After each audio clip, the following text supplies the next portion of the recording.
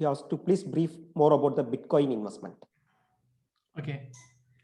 See, first let's try to see the origination of Bitcoin and why Bitcoin came into picture.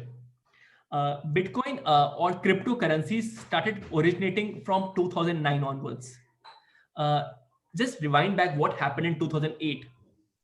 2000. So what is, so let me just take back to currencies and how things are.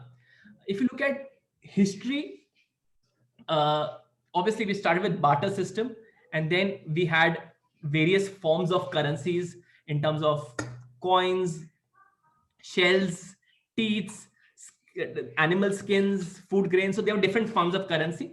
And then slowly and gradually, we started moving towards metals. We had various metals, right, from iron, steel, bronze, silver, gold.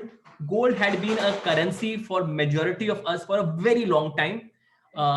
Then in the last 200 years, 300 years, we invented something called as paper currency, which is called as fiat currency. Okay. This is the origination of the last 200, 300 years where we have seen paper currency.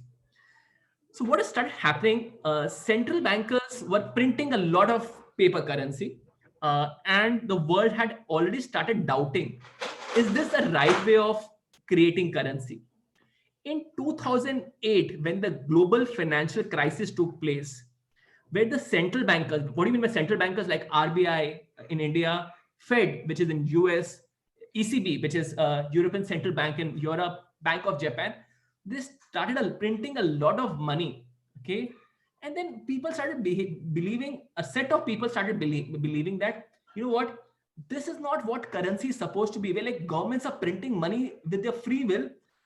Any currency has to be, there has to be a limited amount of thing which should be called currency. The reason why gold has value, because there is a limited amount of gold in the entire world. A currency has to be very limited. You can't just open a printing press and build unlimited amount of currency. Okay, then that's not currency, it's just paper then.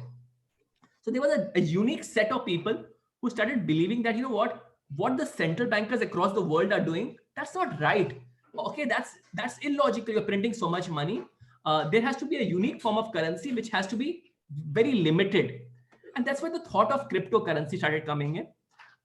Bitcoin was the initial cryptocurrency which caught the fancy of a lot of people. Along with that, you had other cryptocurrencies which also came in the market. Now there's one set of people who believes that Bitcoin, since it's limited in nature, it will have future. It can be an alternate to the traditional currency which we all of us are seeing. It has got a limited history of 11 years. Whether it's a bubble or genuinely the world will move towards cryptocurrencies, only time will say that. The best minds in the world are actually also split. The likes of Jack Ma, who made Alibaba, he says, I don't believe in Bitcoin. Warren Buffett says, I don't understand, I think it's a fraud.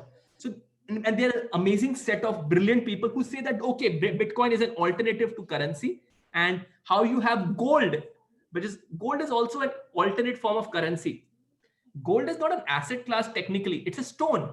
The reason why we hold gold, because we think it's like currency. We don't transact things with gold. It's based on faith, it's based on belief. Okay. Similarly, there is a set of people who have a faith and believe in Bitcoin. They believe it's an alternate form of currency, and that's the reason why it's moving up. Gold is also limited in the world. Bitcoin as of now is also limited, and since it's limited and the demand is there, it's moving up. Gold and Bitcoin ideally are both similar. They both are based on faith. They both are form of alternate currency. Whether they have future or they don't have future, only time will say that. But the world is completely divided. There is some set who believes in it, some set who doesn't believe in it. Honestly, personally, I don't have Bitcoin, and history has been very low. It's only less like 11 years. And my last reason why I don't have Bitcoin is very simple. I have asset classes of equity in my portfolio. I have fixed income in my portfolio. I've got gold in my portfolio, because all these three asset classes have got low correlation with each other. When equity doesn't do well, gold does well. When gold doesn't do well, equity does well, or fixed income does well. They have got low correlation. I can't see any correlation of Bitcoin with the various portfolios which I have. First of all, I don't understand Bitcoins to great depth. I don't see it as an alternate currency. I am much more comfortable holding debt, equity, and gold in my portfolio. And that's how I would like to keep it.